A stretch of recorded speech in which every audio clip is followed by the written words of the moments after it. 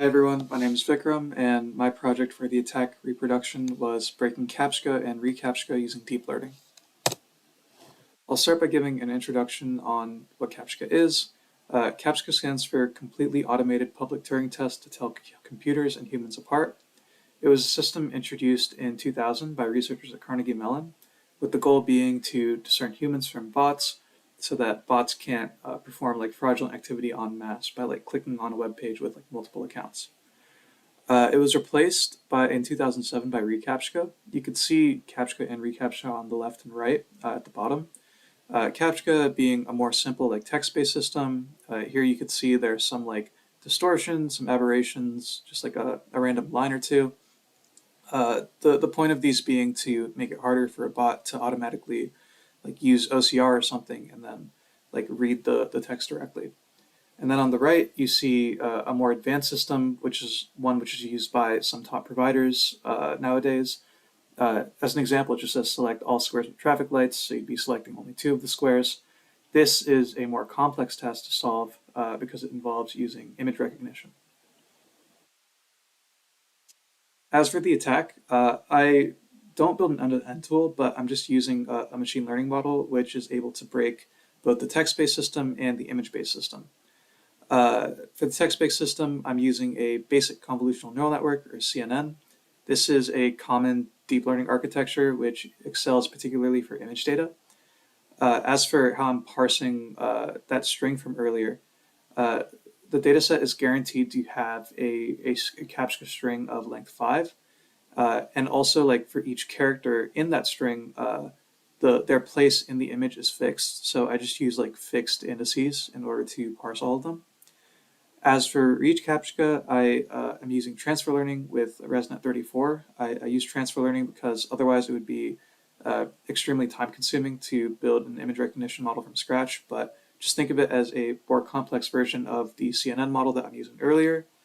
ResNet is a residual network. It's particularly good for this sort of task because it has a lot of skip connections. What that means is that typically when you're building a deep learning model, you start pretty big in terms of dimensionality and you work your way down.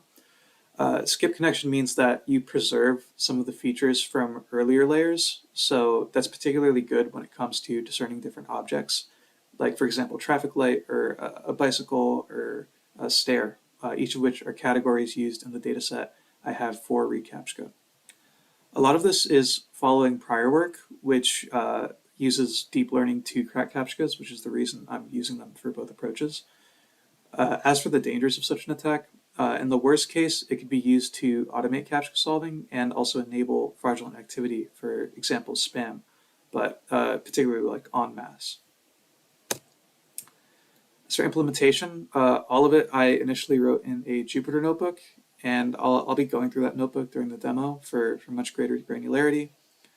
As for the stack I'm using, for CAPTCHA, I use Keras, which is kind of like an out-of-the-box deep learning tool, which allows you to build like layer-by-layer models. For reCAPTCHA, I'm using PyTorch as well as the Torch Vision library.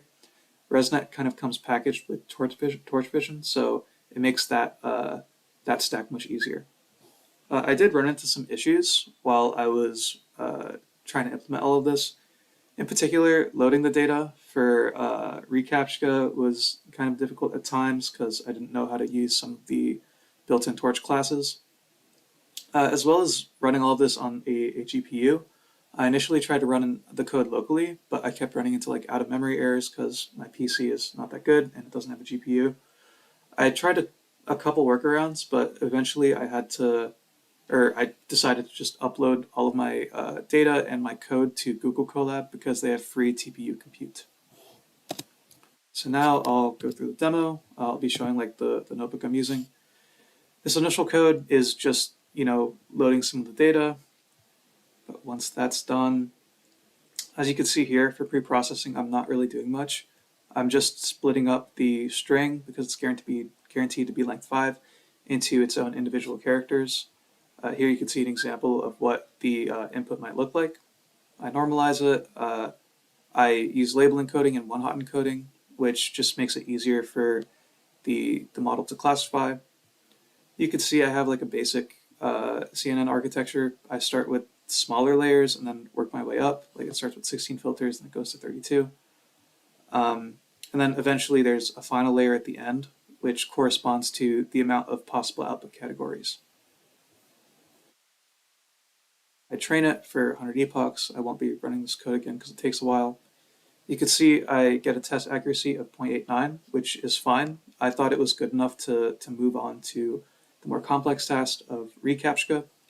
But you can see here, I wrote a function which allows you to predict a CAPTCHA for any like random image in the dataset. So if I like run this function, you can see it predicts what the actual CAPTCHA is, and I can just keep running this. In general, it performs quite well. Like for an example here, you could see that the predicted first character is an N, but the actual is an M. So there are cases where it does mess up. But in general, it does do quite well for what it is. Okay. So after that, I move on to reCAPTCHA. That's a more complex task. As you can see, I have to use my GPU. This initial code just loads the data, so you can just see an example. For the bus class, what the data looks like, as you can see, quite blurry, which is why a ResNet would work quite well. All the different classes that are being worked on. You can see the model is just ResNet 34, which is a model with a particular size. I train the model. There's a train and test loop. As you can see, over time, it does take quite a while to train. Well, not particularly long. It takes like 7 minutes on a GPU. But you can see the test loss consistently decreases, which is great. As for inference, I wrote another function which allows you to, just pick a random image in the dataset, in the test dataset, and then see the predicted and actuals. So here, it's very clearly wrong. You can see wrong again. This model doesn't perform as well. But here's a good example. It predicts the actual class being bus. I'll run this a couple more times just to get an impression of how well the model performs. So it does well here. Are wrong here. Also, you can see up here the test loss. It is pretty comparable to the training loss, which means that the model is generalizing pretty well.